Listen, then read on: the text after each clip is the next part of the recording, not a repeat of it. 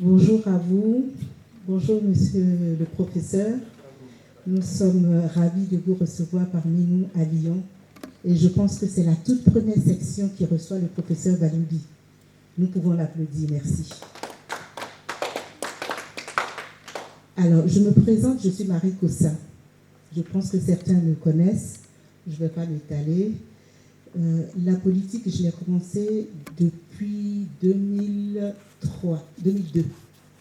J'étais à Toulouse quand on a mis en place, après la crise post-électorale, le CRI qui a servi de base de lutte pour la libération du président Gbagbo et de Blé Goudé.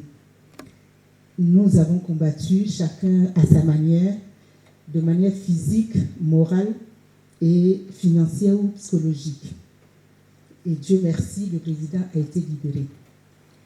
Blé Goudé aussi, les deux ont été acquittés. Nous attendons que les deux se réunissent au pays.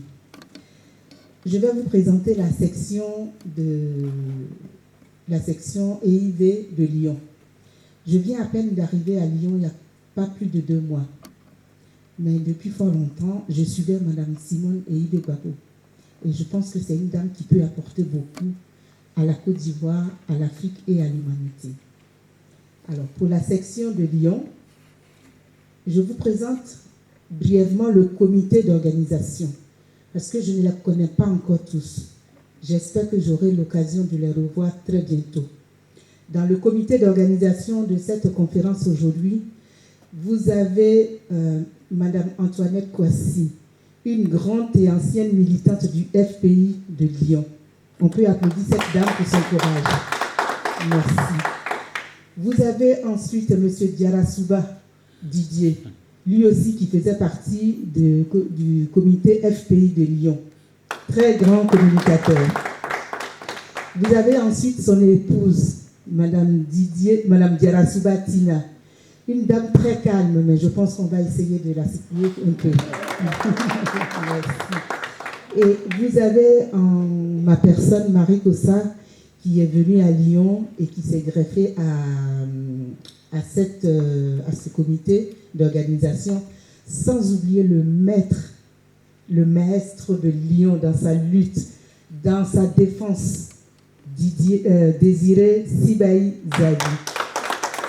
On lui doit beaucoup pour tout ce qui s'est passé à La Haye. Vous avez les films sur le net, vous allez voir.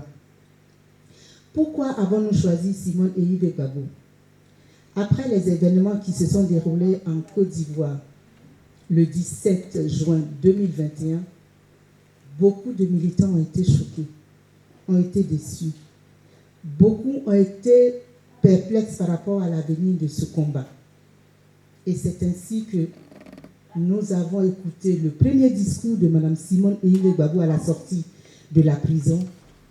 La dernière fois, on a réécouté ce discours et nous avons dit, pour ceux qui sont laissés sur le bas-côté après la création du PPACI, nous avons quelqu'un que nous pouvons suivre. Elle a des idées qui nous conviennent. Elle a la parole qu'il faut.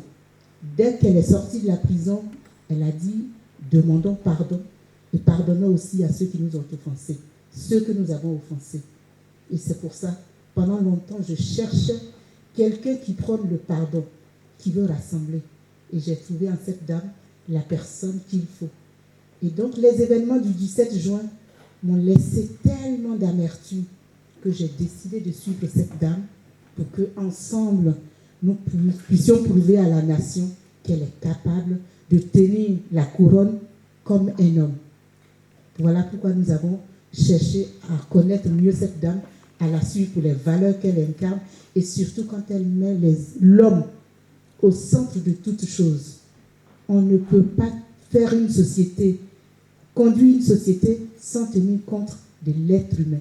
L'être humain est mieux que tout. On part pour laisser tous les biens sur cette terre, mais on part avec l'amour des hommes, on part avec l'amour des uns et des autres. Merci pour l'écoute.